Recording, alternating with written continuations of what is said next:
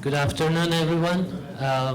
Thank you for coming to listen to us, to this panel discussion in the wake of a visit by the Justice Minister of Turkey to the United States. Our panel discussion is titled "The Implications of the July 15 Coup Attempt for U.S.-Turkey Relations." As you all know, the coup attempt in July resulted in a lingering national trauma, and can you hear me? Okay. And this trauma and the impact of it, the repercussions of it, have been continuing. And it has been a sore point in the U.S.-Turkey relations, as well as the accused mastermind of the coup attempt continues to live in self-exile in the United States. And Turkey has already started a process for extradition request from the U.S. So in this context, we will be discussing what coup meant in Turkey and how it's impacting the U.S.-Turkey relations. We have a distinguished panel today with, to my left, Michael Reynolds from Princeton University. He's an associate professor of Near Eastern Studies. He's the author of Shattering Empires, The Clash and Collapse of the Ottoman and Russian Empires. That's a book co-winner of the American Historical Association's George Louis Beer Prize. I won't read the rest of his bio, you can find it in the handouts, but he has written a very widely circulated piece on the July coup attempt and the background, and it was a very well-received, widely circulated piece. Mujeeb Khan, to my right, he was a Fulbright researcher in the Persian Gulf, and he's presently affiliated with the Department of Political Science at UC Berkeley. And he has written extensively on Turkey and the Middle East in important US publications as well. And Ahmet Selim, the other end, is a research fellow with us with the SETA Foundation at Washington, D.C. He has a PhD in political science from Boston University, and we'll be hearing his views on the coup attempt from we'll ask him to present the Turkish perspective and how it was perceived in Turkey. So I don't want to spend a lot of time talking. I want to turn to my panel, and we'll start with Dr. Tekelioglu. Ahmet Selim, floor is yours. Thank you. Thank you so much. I want to start with trying to contextualize the July 15 coup attempt in three parallel developments, no pun intended. Now, I was in Turkey on the night of July 15th. I was in Istanbul earlier in the day, and I happened to be in Sakarya, Adapazarı, in Sapanca on the night.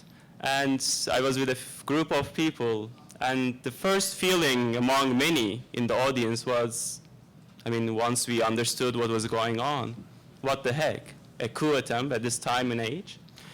And I'll come back towards the end of my presentation to how the Turkish public have perceived the reactions to the coup attempt and how Gülen Network has tried to seize an important moment in Turkish history in some ways.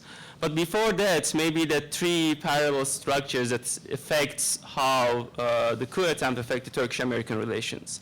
These simultaneously unfolding processes affect the U.S.-Turkey relations considerably. And the first one among these is that the U.S. experiences its own transformation at this moment of history, right? The superpower of the world is at a moment when it is trying to decide its role in the world, right? There is a recalibration going on. It's an internal conversation, an important conversation indeed. And as we observe in the electoral cycle today, this has domestic repercussions, right? The rise of populist movements and as such has important considerations, important consequences. The US is ambivalent about its role in the world. When it comes to the Middle East, that sense of ambivalence is much more emphasized. And it's important to note that President Obama hasn't been really shy to hide his fatalism about the United States, right? About the Middle East. And it's been rather puzzling to observe that many analysts in DC act as if, this sense of fatalism, this sense of, contempt for the region and for its societies and its place in the world has no repercussions in the capitals of the region. So I think this moment of trying to make sense of an American role in the Middle East and in the world in general has affected the aftermath of July 15 coup attempts. Very briefly, Turkey has similarly been experiencing a transformation in its domestic policy challenges as well. And these are complemented by regional recalibration. The crisis in Syria and its complex connection to Turkey's many problems, most considerably the Kurdish question, further exacerbates the sense of insecurity in the region. And when we look from a chronological point of view, 2012, the moment when Gülen Network actually started to play its hand very freely and in attacking the security establishment of the country, has come at this critical juncture point. So the influx of regional and global fault lines has affected this process, and the Gülen Network has skillfully tried to play into these fault lines. And I'll talk a little bit more about that in a moment. Finally, the ebbs and flows in the region, from Iraq to Syria, and from Libya to the Middle East. And from there onwards, actually, if you stretch to Central and Eastern Europe and into Western Europe, you've seen a regional a moment when many leaders, many societies are trying to come to grips with these deep transformations. So now, as I've said, July 15th came at a time when these three processes created a complex and difficult conundrum, whereby different structures and different agents were trying to make sense of this complex reality. And Turkey was indeed, at the heart of many of these issues. One of the most salient processes in this whole analytical framework when it comes to Turkey and how we understand Turkey is exactly a phenomenon that is very difficult for many political scientists to understand. In the discipline, in policy analysis too, there's an emphasis for multi-methods research. There's an emphasis that we need to move away from single factor explanations. Whereas when it came to Turkey, the explanatory framework heavily and almost exclusively relied on a single factor analysis, one that relied exclusively on stigmatization of one leader and it's his problems. Now this problem was exacerbated by the network's skillful attempts at trying to frame themselves as the standard bearers for democracy in Turkey and standard bearers of civil society in Turkey. And I think many sectors across different political spectrums in Turkey have now came to a realization that they have been at one moment in their in the recent history been victim of this framing. And this is why I think there was this initial sense of shock and sense of trauma in the immediate aftermath of July 15th.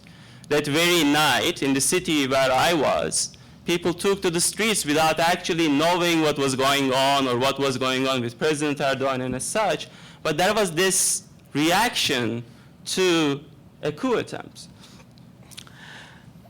And I think if we go back a little bit back in history, right, in 2012, within 2 months, you have two critical moments. January 6, 2012, the then chief of staff, the previous chief of staff, İlker Başbuğ, was arrested. About a month later, on February 7th, there was an attempt to detain head of Turkish National Intelligence, Hakan Fidan.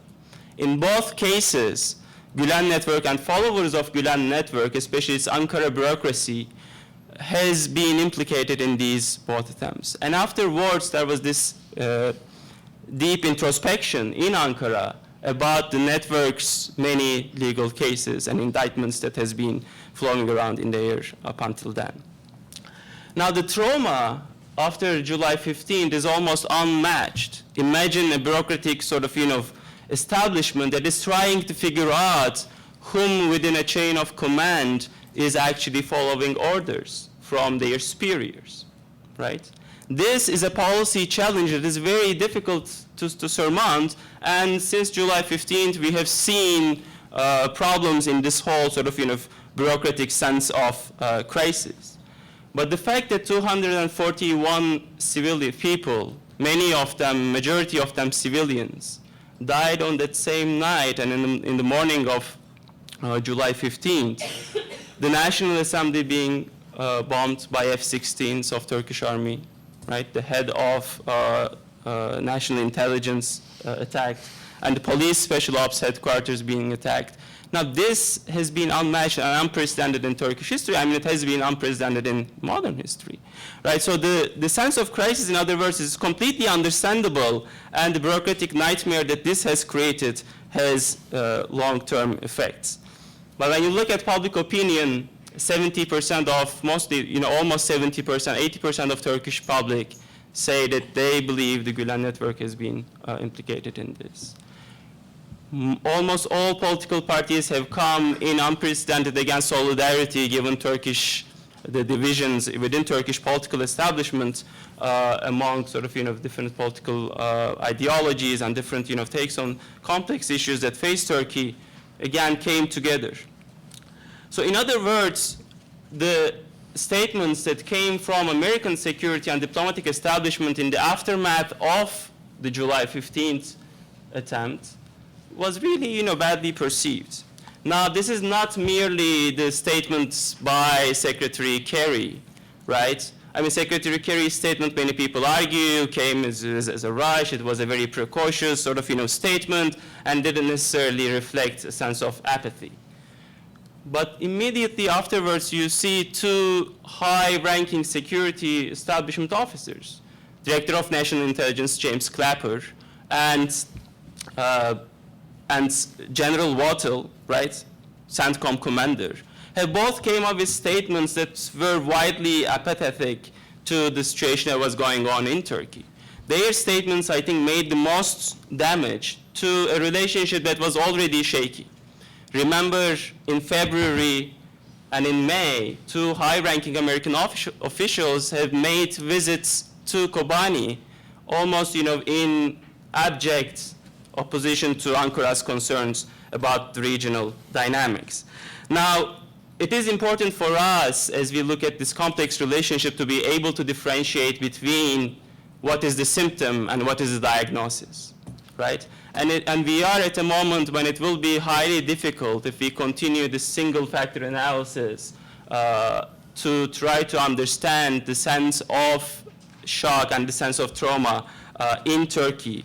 And I just want to close by saying that some of the conversation around how Turkey is dealing with the aftermath of July 15th is an important conversation, and there needs to be much more sort of open and honest conversation between the US and Ankara. But at the same time, as long as as efforts at hijacking and trying to be the standard bearers of democracy, human rights, or a sympathy for civil society is given to the network, which is responsible for this coup attempt, that will be highly impossible. And I think that is a major conundrum that needs to be overcome by officials on both sides. Thank you. Thank you, Ahmet Selim. Next, we will be hearing from Mujeeb Khan. Thank you. Okay, thank you very much. What I'd like to do is to look at the traumatic events of July 15th and what went on even before from a political science institutional perspective, because I think it's very important to look at the crisis of democracy in Turkey in terms of its consolidation and to understand this from such an analytical framework. And in political science, this is often referred to as historical institutionalism and is associated with some famous scholars like Barrington Moore, Theda Skocpol, or Margaret Weir. And when political scientists speak of institutions, they speak of course, formal ones like constitutions and bureaucracies. legislatures, but also informal ones, which are known as rules of the game. So how politics, in a way, is actually contested between interest groups, individual leaders, political culture as well can play a part here. And related to this are two sub-notions or variables which are very important, which are how path dependency, how institutions shape path dependency, and how critical junctures are very important. And if you think about this, you know, you can speak of Turkey's long efforts at democratization. Certainly, with the republic moving from one-party rule to contested elections in 1950 and the Democrat Party, but even earlier with the first constitutional period in 1876 and then the second one, 1908, both which were stillborn because of external attacks on the Ottoman state at the time. But certainly since 1950, Turkey has had parliamentary elections and democratic change in governments, but of course it's never been perfect, and consolidation has always been an issue. And so what I would argue is that the great dearth here or challenge here has been one of institutionalization. And after the 1980 coup, there was an assumption that this would be less and less likely, especially as you had modernization in terms of the economic liberalization leading to political liberalization as well.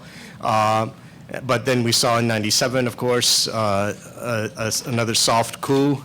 And then people assumed that after 2002, we were finally done with this, right? But then we had in 2007 an attempt, struggle over the role of Abdullah Gül becoming president, and again you had an attempt to influence that from a sort of outside domain in terms of the military's involvement.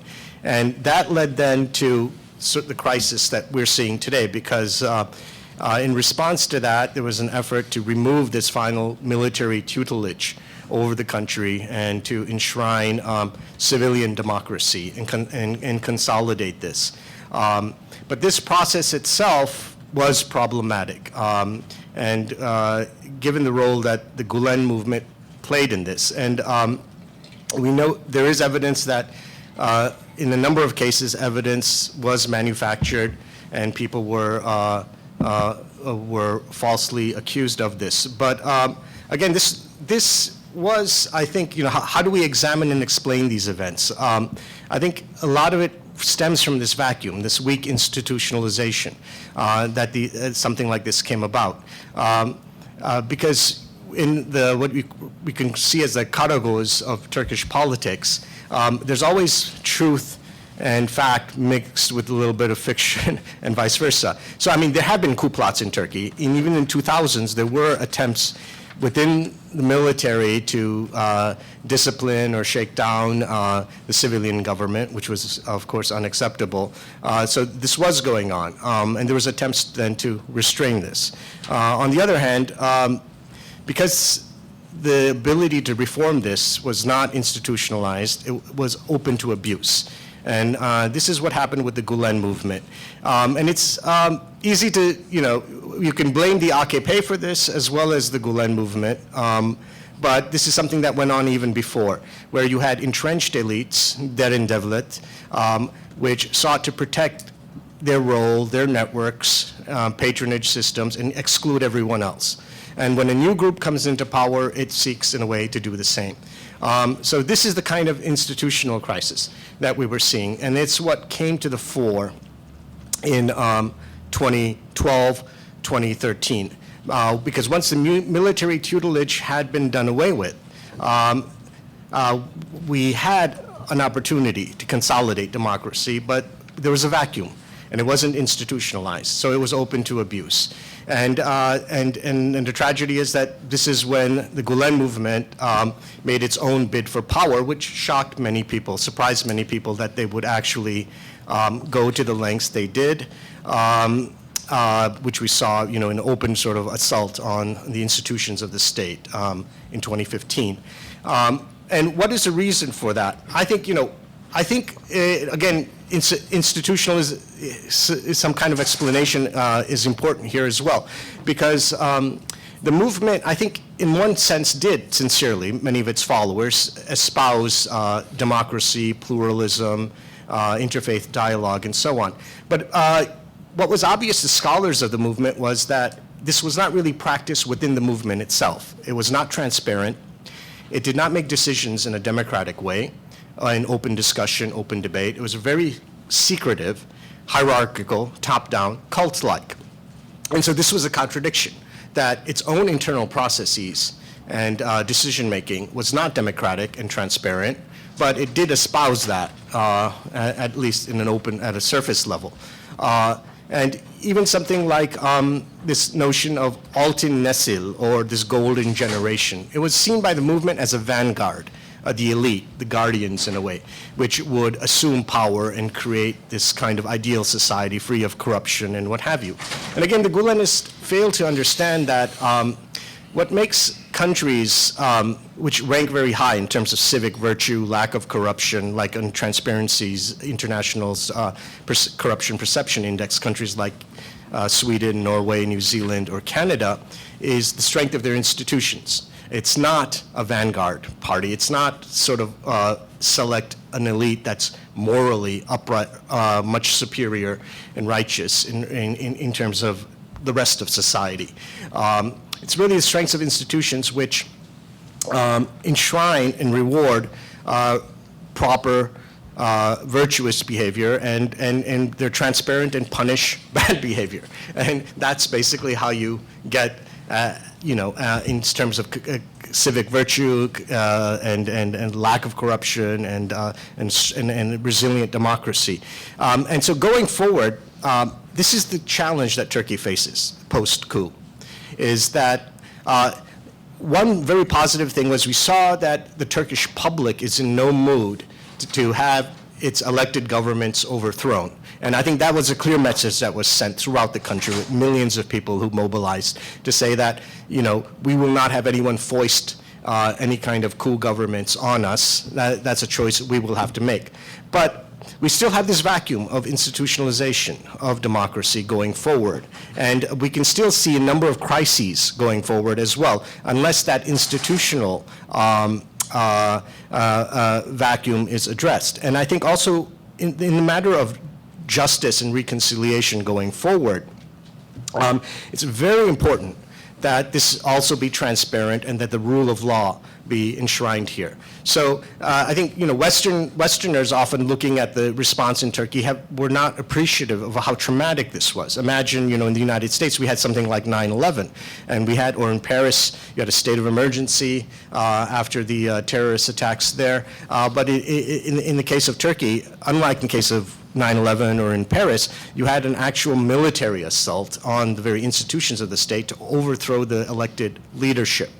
And so this, was a very serious crisis. We have to appreciate that. But I also think it's very important that the government, going forward, be very careful not to take a very broad-brushed approach and basically enshrine something like guilt by association in regards to the Gulen movement, because this was a movement that was part and parcel of society. And it would be very easy to tarnish a great many people simply by something of this sort. And this is my main concern, is that, you have,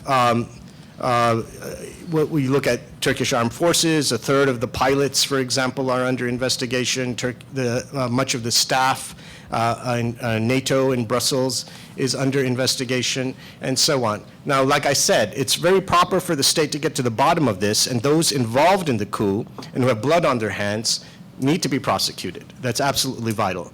But we have to be very careful in not alienating and forcing into a corner a significant segment of society, because what will happen is they become embittered and they become enemies in a way of the state. They can be, you could have this kind of situation you had, following Russian Revolution or in Cuba, these embittered exiles plotting revenge and what have you. So this has to be avoided at all cost. And this is my concern.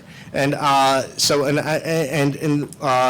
think, you can see that, I know in one example, this concerns me very much, is that I've been involved in a research project with the Turkish-American philanthropist, Yalçın Ayasli. And he's been, he's a Turkish patriot. He's been very vital in responding to many of the efforts by the Greek, Serbian, Armenian lobbies and so on to paint Turkey as a genocidal country and so on. And he's been very patriotic and important in that way. And yet recently, there was an allegation that he's a Gulenist by this newspaper Takvim. And this is absolutely absurd charge. But the fact that someone like him can be subjected to this is something that, is disturbing and we have to be wary of in terms of going forward. Thank you very much. Thank you.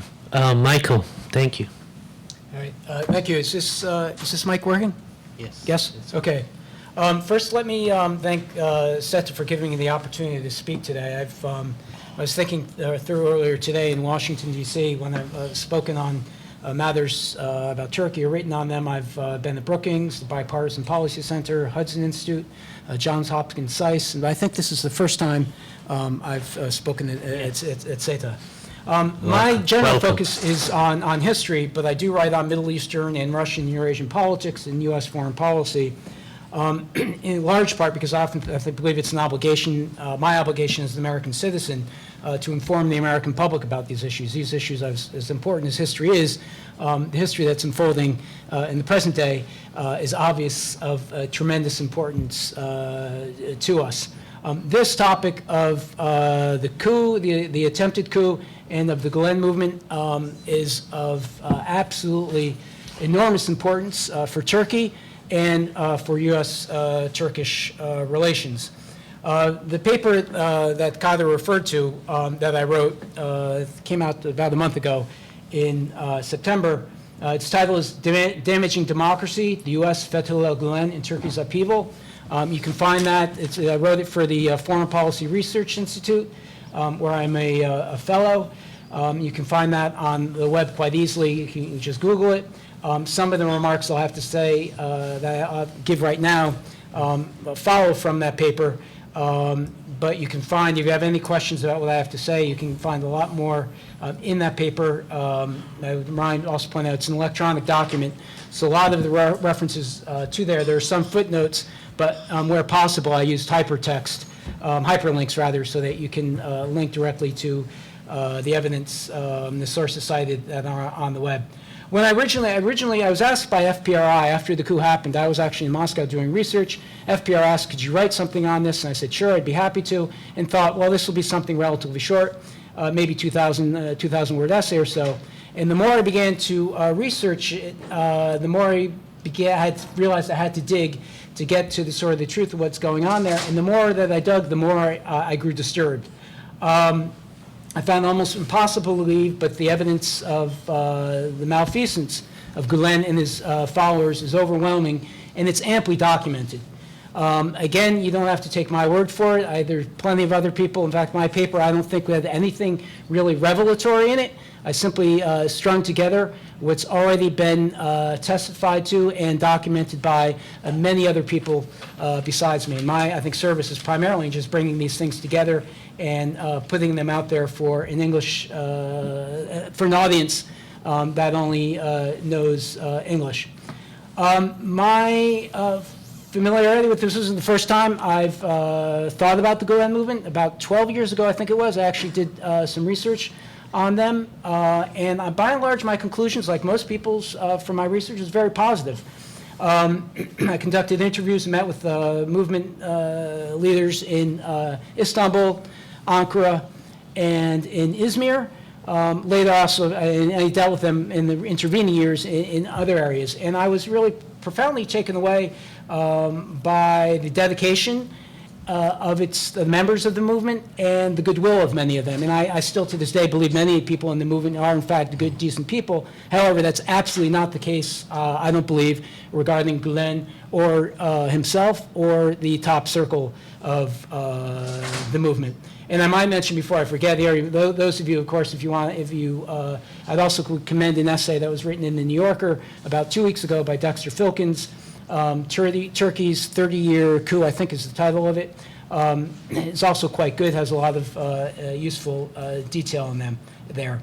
So my conclusions after the research, my encounters with the movement were really quite positive. Now, even back then, I was aware that there were criticisms of the movement. People said they're very secretive. They want to capture the Turkish state. They want to impose a new Islamist order on Turkey, et cetera, et cetera.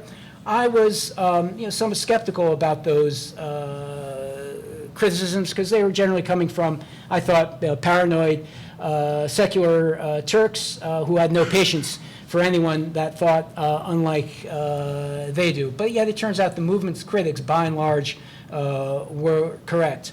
And one thing I'd like to underscore is that this movement, the Gülen movement, was damaging Turkish democracy well before this coup.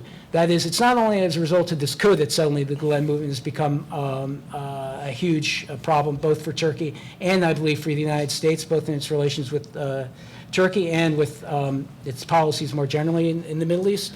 I mean, if one imagines that the goal of the United States is to promote a more stable, prosperous, and democratic Middle East, that seems difficult to believe right now, given the scale of the past 15 years. We can't do that without a democratic, stable, and prosperous Turkey. And the mess that Turkey is in today, unfortunately, I have to say, I think the United States bears some responsibility for that in the way that it has sheltered Fethullah Gülen. That is, the record of the malfeasance of Gülen and his organization was very clear well before this coup. He had been engaged, and his followers had been engaged in organized cadres in the state, particularly within the police, but other institutions as well. They used blatantly fabricated evidence to falsely incriminate, prosecute, and jail those who would criticize it and those who would oppose it. They used their substantial media outlets, their newspapers, television channels, radio channels, to blacken and tarnish the reputation of the critics of the movement.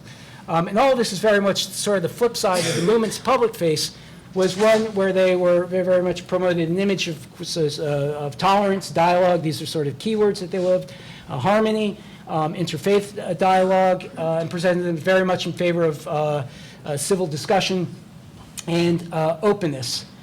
And of course lobbied very extensively, politicians and others. They're also very active among academics, cultivating good favor among academics, paying for them to come to conferences, and with the idea that they'll write, therefore, in exchange, they'll write pleasant things about us. So it's very much a movement that was concerned with projecting a positive image.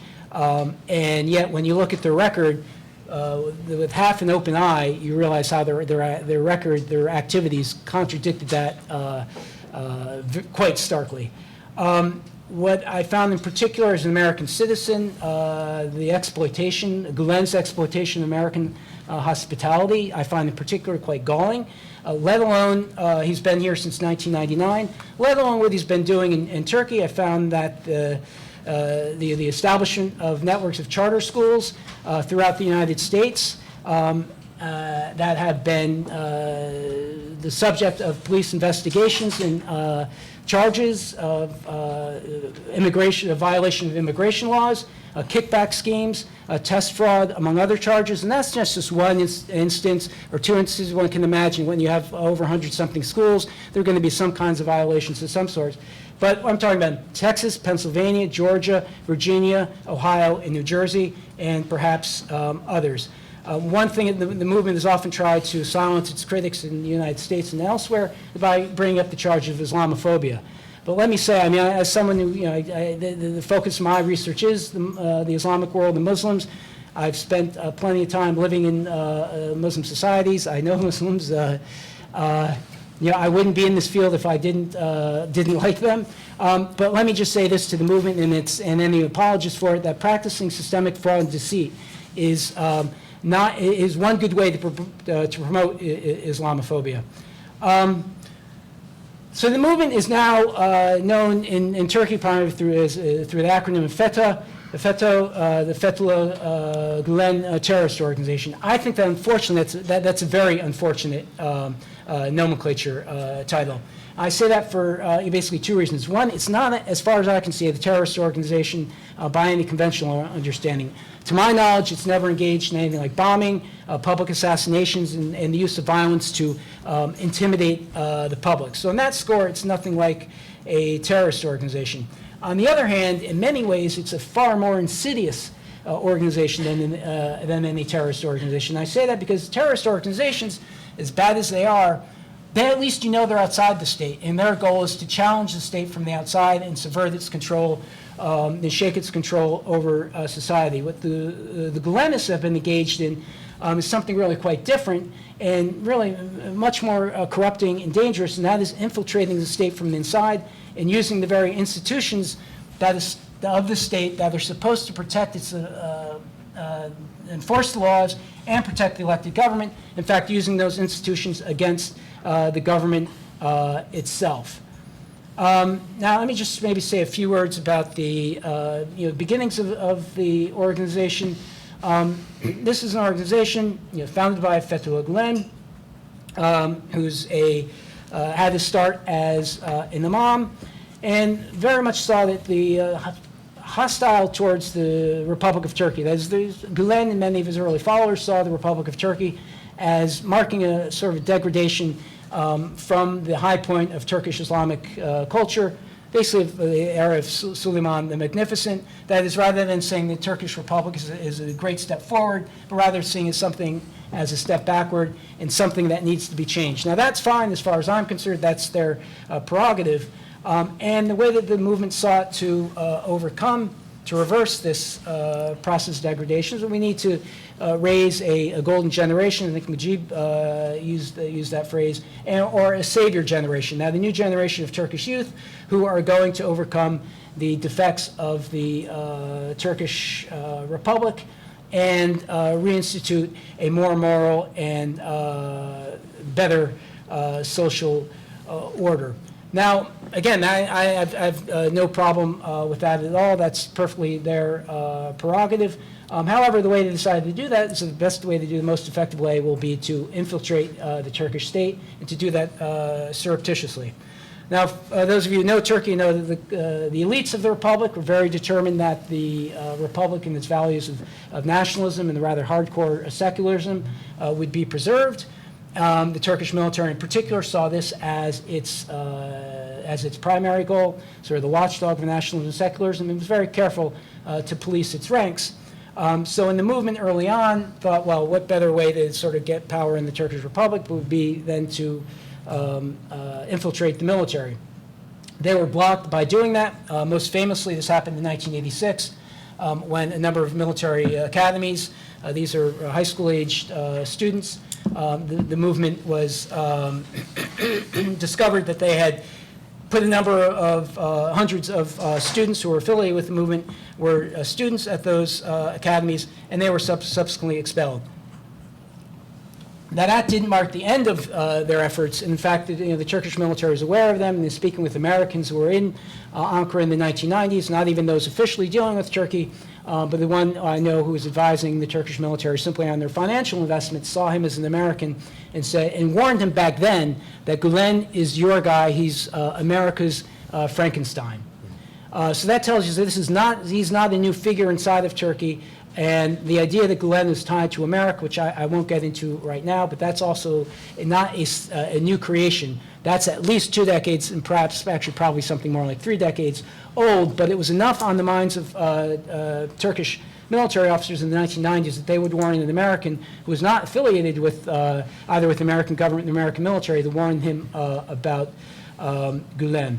So when Gulen saw their initial attempts to get into the military were blocked, there were other ways that they sought to go around that. One, Gulen, of course, anyone who's familiar with the organization knows that has put a tremendous emphasis upon education, including the teaching of English to students and reconciling science and Islam. Now, that's not unusual. That's a very common characteristic of reformist Islam in the 19th century, 20th century. So the Gulen movement's very much, they're not original in that. They've been much more successful than most movements in actually establishing schools. But there's another aspect to education than simply creating better students. Schools, of course, function as the gateways of modern meritocratic, technocratic societies. That is, if you can control schools or have influence over them, you can have tremendous influence over the direction of any society. You control the schools and you control the cadres of people who are going to be rising to the elite in the society. And so the Gulen movement, I think very early on, was quite wise in investing in schools, and would deliberately recruit and cultivate especially talented students, and particularly students from poor backgrounds who they could, by helping them out, would know that they would be able to gain their loyalty and would be able to rely on them throughout their career. Now, obviously, there's nothing wrong, there's much admirable about helping out students of modest means, but not if your expectation is we're going to help them out in modest means because we know we're going to create a dependence upon them, a financial, but even more so a moral dependence upon them, and then exploit that dependence. That's precisely what the movement has been doing. How much? Yeah, okay, so I'm going on perhaps maybe too much details. You can find these in the report that I wrote. I'm not getting into more of these details. So Gulen couldn't get into the military, did get his people into the police. By the late 1980s, early 1990s, they already had a substantial presence there. He fled for the United States in 1999. Allegedly, this was for reasons of health. He oftentimes, his followers, I remember they explained it to me, that he was in poor health and that therefore he had to be in the U.S. to be close to doctors. But I think it was already in 2005 or so, or maybe it was 2008, he conceded that no, there were political reasons why he was remaining in the United States. So that was also something of a fiction, I believe, his health. If you have any sort of, I think it's very useful if you have, again, doubts about what I've said, I'd suggest you look at what the Department of Homeland Security wrote when Gulen applied, again, I think it was in 2008, to have his residence in the United States extended. The initial response of the Department of Homeland Security was negative. And I'll give credit to the lawyers on that case who wrote it up. Again, you can find this on the web. Were very astute observers of Gulen, pointing out that there's really something, he wasn't a prominent figure in education, had been engaged in a great deal of obfuscation, and that really was not deserving of remaining in the U.S. Nonetheless, for reasons that no one knows, the U.S. government did permit him to remain here. Let me, before I conclude, just say that really the biggest thing and the key to the movement where it really demonstrated its character and really did tremendous damage to Turkish democracy was with the so-called, no, rather not the so-called, but the Ergenekon and the sledgehammer trials. This was a process that began in 2007 when there were revelations about this alleged conspiracy of Turkish military, primarily military officers, but others engaged in the plot to overthrow the government. And over 300 officers and others were put on trial, convicted, and sentenced to jail. And it turned out that the evidence that these officers and others were imprisoned on and convicted of, that this evidence was wholly fabricated. Fabricated in such a way that they were using, claiming documents that were created in 2003, it turns out were prepared on software that had been developed several years later. That is, it wasn't questionable fabrication, it was outright fabrication. One of the first people to point this out was Danny Roderick, professor at Harvard. I'd refer you to his blog. He's also written on the movement. And then some other early critics of the movement, Hanafi Avcı, who had been a police chief, who noticed what was going around him. There was something very wrong with this. And Ahmet Şık, who is a very well-respected Turkish journalist. Şık and Avcı were then later framed by the movement and put in jail as well. But again, it turns out that what they had been warning about, they've been, their observations have been borne out. Also, all of that, and this is, I really think is the key thing, is the Ergenekon and sledgehammer trials. That is what occurred before July 2016. What occurred in July 2016, the alleged coup, it's been mentioned, this is an extraordinarily traumatic event inside of Turkey, and this is not dependent upon party affiliation. Friends of mine who are bitter critics of the AKP or extraordinarily angry about this coup attempt. It truly frightened them. And I was struck by the coverage in the United States that treated the coup attempt, sort of downplayed it, and you could just imagine if that attempt had succeeded, almost certainly Turkey would be in civil war. Turkey is already being dragged into the conflicts in Syria and Iraq. We would see in Turkey something very similar to what we see in Turkey and Iraq, and you can only imagine the refugee flows outside of Turkey and what a disaster things would have been. I found the attitude of American officials to what transpired in Turkey to be sort of stunning to me, really, in how blithely they took it. So with that, I'll conclude. Thank you, Michael. We don't have a lot of time, but I do want to ask one question each, and then we'll turn to the audience. Ahmet Selim, you talked about this bureaucratic crisis, and also Mr. Khan talked about institutionalization. But if we get past beyond that, and it is a very complex issue, obviously, the institutions, how they're faring in all this. Ahmet Selim, why is there such a strong conviction in Turkey that Gülen and his followers are behind this coup attempt? Meki, can you speak to that? Because there has been a lot of debate in this town about the evidence directly tying him and what was behind, whether that kind of conviction, strong conviction coming from Turkey may not have been justified. And then, Mr. Khan, maybe you can address how the coup was perceived in the West, and how does it fare when you compare it to, let's say, coup in Egypt and others. And obviously this was an unsuccessful attempt. And Michael, you did talk about it, especially at the end, but how do you see this impacting the U.S.-Turkey relationship? That was a relationship that was already strained by the regional dynamics you all talked about, the Syrian civil war, etc. But this particular issue of extradition and how it will play out, obviously it's a largely legal issue, but it has huge political consequences, implications, and it will probably bear a lot of sort of stress on the relationship going forward. So if you could address these questions, we'll try to turn to the audience. Thank you. Michael, Ahmet, let's start with you. Yeah, sure. Thank you. I think there are two aspects to this question. One is psychological, and then the other one is factual. Psychologically, many Turks have had this sense of being wronged by the Gülen network for quite a while. And as I've said in my talk, people from different backgrounds, people of Islamist background, people of moderate background, people of secularist background, and people of liberal background. They've seen the kind of instrumentalization that the movement, the network, has engaged in.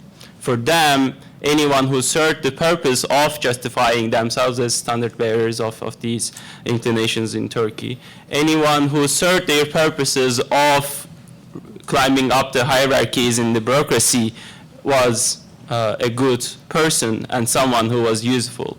And I think soon enough in the post-2012 period, many people have had this impact. I mean, mind you, by May of 2016, the network was identified as a national security threat, given what was going on within the security establishment and their moves within security establishment. Now, as far as the other aspect is concerned, I think we are going to see much more information coming out about this.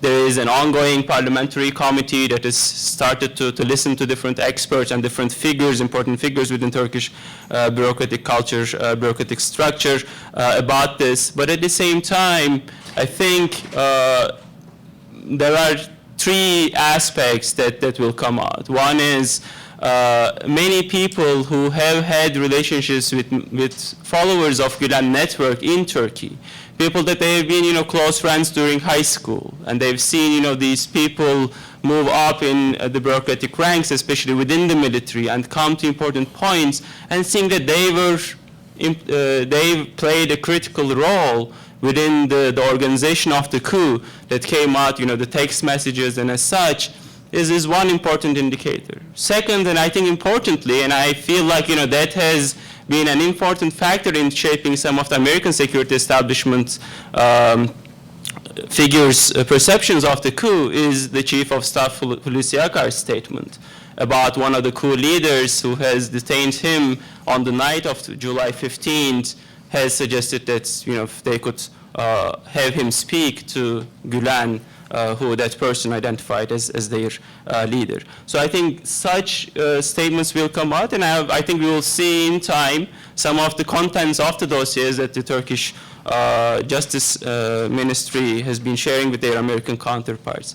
But as I've said, psychologically, many different sectors of Turkish society have had this indictment, and I think the July 15 coup attempt, as unimaginable as it was, just confirmed many people's fears and has confirmed their sense of being wronged by the Gulen network. Thank you, Ahmet. Mr. Khan.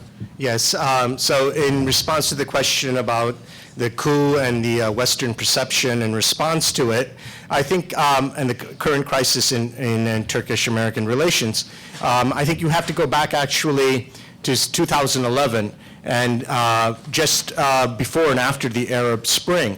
Recall that President Erdogan was, now President Erdogan, was one of President Obama's most intimate foreign interlocutors that were often in touch, in personal contact. And following the Arab Spring, this was seen by many as a golden opportunity to move away from the radicalization and crises that the region was generating.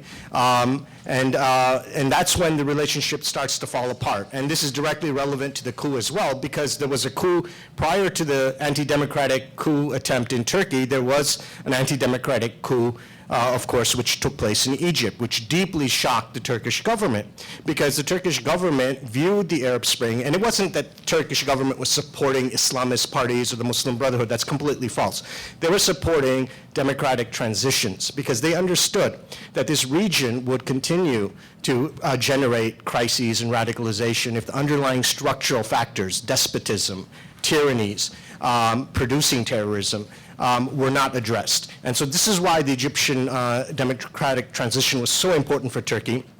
And Turkey was shocked that the Obama administration basically allowed the Israelis, the Saudis, and the Emiratis to work together to overthrow a democratically elected government.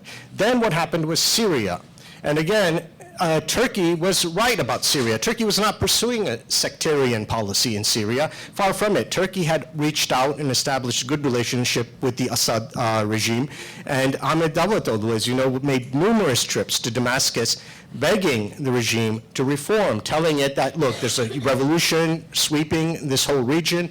You need to get ahead of this. You need to reform. There's a way, you can have a peaceful transition, and you don't have to have a civil war and so on. But this was a criminal mafia regime, and it resorted to basically genocide against its own population. And it was response to that Turkey turned against it. And there was no choice. It was not a sectarian policy or so on. And but the U.S. failed to support Turkey, failed to back the moderate opposition and create a no-fly zone and so on. And this created the vacuum in which ISIS came in.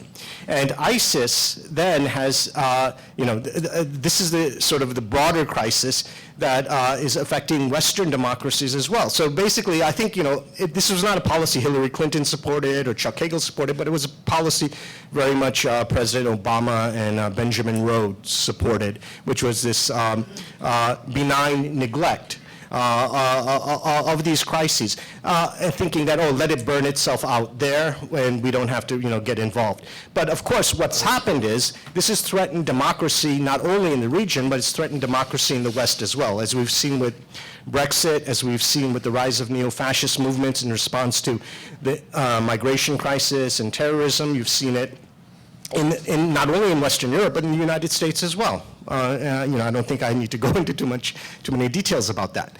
But so it's within that context that this then attempted coup takes place in Turkey.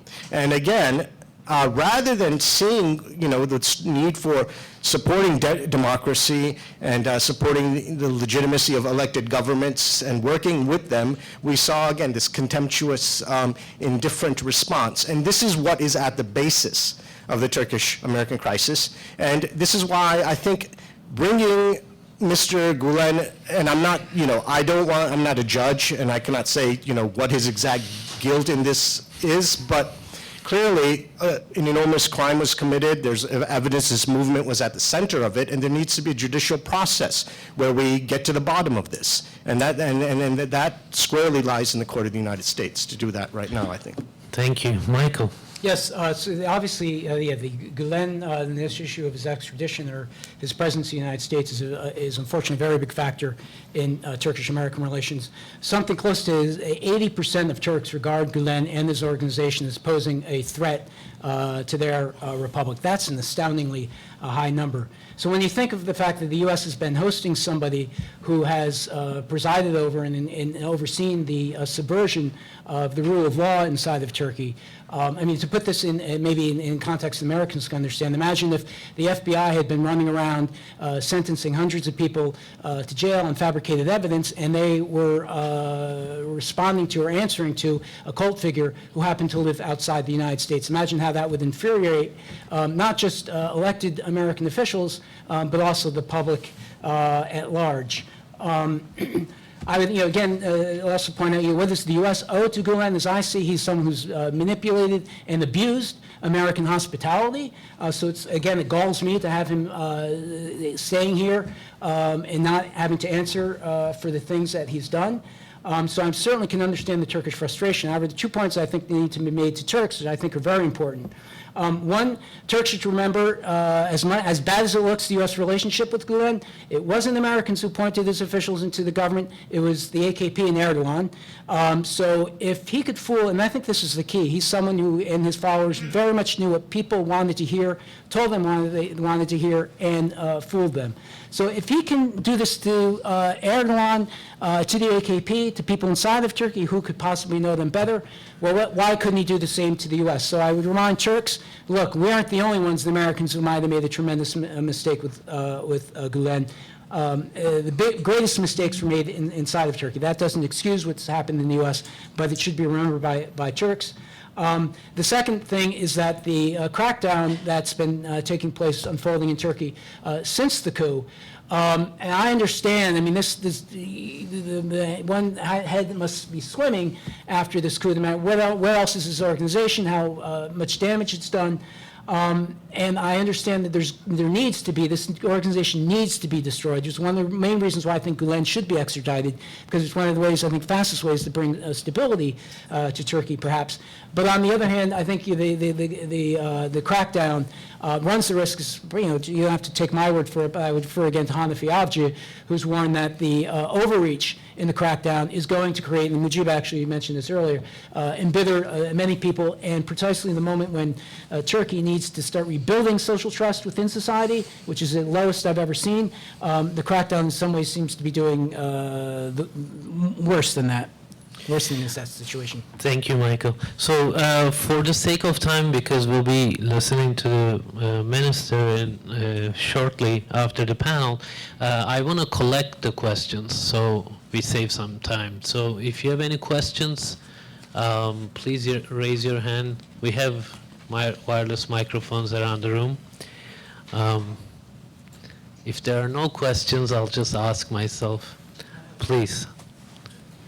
Wait for the microphone. Yes. Is it working?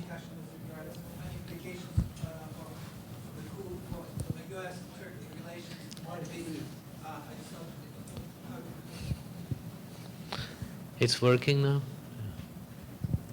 Okay, I'll get to the question. Yes. The general topic is obviously it's a coup attempt and impact on U.S.-Turkish relations. So it would be probably important to find out what's the thinking of the panel on the very quick dramatic patch-up with Putin, who obviously expressed his support for Erdogan and for his basically reaction to the coup, and he supported the democratically elected government in Turkey. And it's very important. Obviously, it has implications for U.S.-Turkish relations. Is it directed to specific panelists? Okay. To whoever would like to ask. Do we have other questions?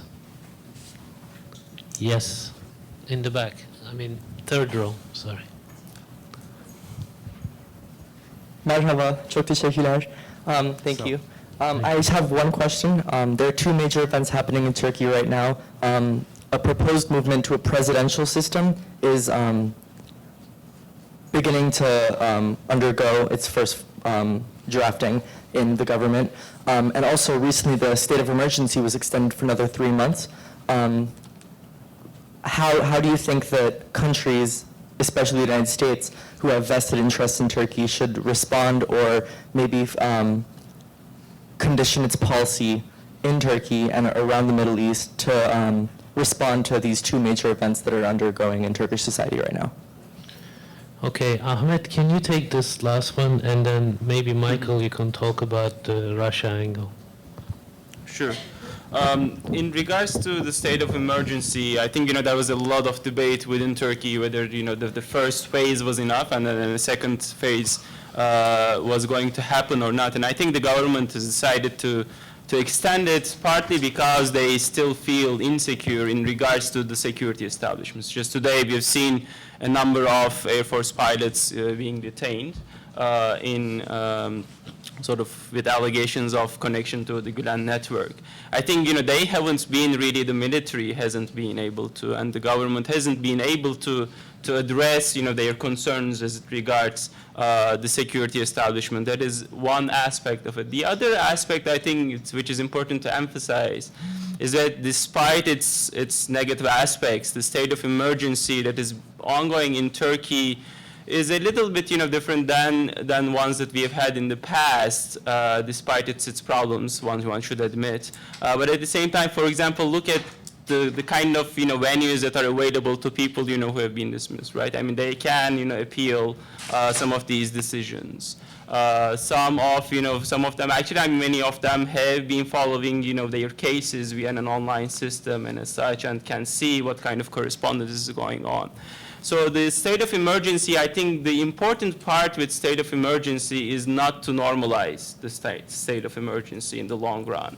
And I think economy is on the minds of the Turkish government, and they've been careful to try to figure out the right balance between addressing those justified security concerns and especially the economic infrastructure and how, as other panelists have mentioned, the balance within Turkish society as it comes to the post-coup trauma is really sort of addressed. But that will probably continue until the end of the second phase, and I think we'll see a renewed debate about the benefits and the negatives of a state of emergency in the weeks and the immediate 1.5 to 2 months period to come. Thank you. Michael. Yeah, on the reconciliation, rapprochement in Turkish-Russian relations, it's particularly remarkable given the sharp contradictions that were between Turkey and Russia and Syria. Of course, that's what provoked the shooting down of the Russian jet and created a tremendous crisis. And then also with the way that Erdogan had been so invested in the shooting down of that plane, and yet it was Erdogan who really ate crow and went to Putin, and he was the one who initiated, said, let's make up. So it's quite striking, the turnaround. And I think that's tied to a number of things. Of course, the general worsening in American-Turkish relations, but also the realization, I think, the Turks, the Americans, it doesn't seem like America has really figured out what it wants to do in Syria, whereas, unlike Russia, has made quite clear what they want. So it's left Turkey confused there. And the one sort of positive thing, because it's very difficult from an American perspective to put any positive spin on the reconciliation between Turkey and Russia, other than maybe the idea that lowers slightly the possibility of a clash between NATO and Russia. And that is, it does show that Erdogan, far from us, because he's sometimes stereotyped as being someone who's impossible to deal with, it shows he can, just like his reconciliation with Netanyahu, with Israel, shows that he can be quite a flexible politician when he sees it in his interest. So that might be room for hope that down the line, Turkish-American relations can be improved. Yes. Hold on. Can you wait for the mic? Of course, Kadir. Thank you. First question is citing that famous Turkish politician Tip O'Neill, who said all politics is local. How do you experts assess the impact of the fact that we're on an election period right now in the United States on this whole issue of extradition and the situation in Syria? How do you think this plays out right now, and what is the impact of the American local politics? Well, why don't I intervene and make that question also about the next administration? What do you see in terms of relations with Turkey? What could be done? I mean, there are differences on the Syrian front, and this is to the entire panel maybe. We can finish up with this to bring it to U.S.-Turkey relations. So maybe, Mr. Khan, we start with you. How do you see next administration, what happens on this issue? Thanks. Okay. Well, I think, I think there is hope for improvement in the sense that it was really Obama's Syria policy, both first letting the crisis escalate in such a terrible way that it has, refusing to support Turkey early on in terms of an intervention, and then once the ISIS threat emerged, then basically subcontracting that to the PKK branch in Syria, the PYD, which was at the same time setting off car bombs in the heart of the Turkish capital. So you could see, why this sense of crisis in Turkey from those kinds of policies. And I think, Hillary Clinton, as I said earlier, and Chuck Hagel and others in the administration were, and Hagel was forced out because, he wanted a more proactive, and Clinton was completely sidelined by Obama. So there is a hope that if we have a, and I'm hoping very much, I think, Clinton presidency, given the alternative, I think that there is hope for improvement. Michael again? Sure.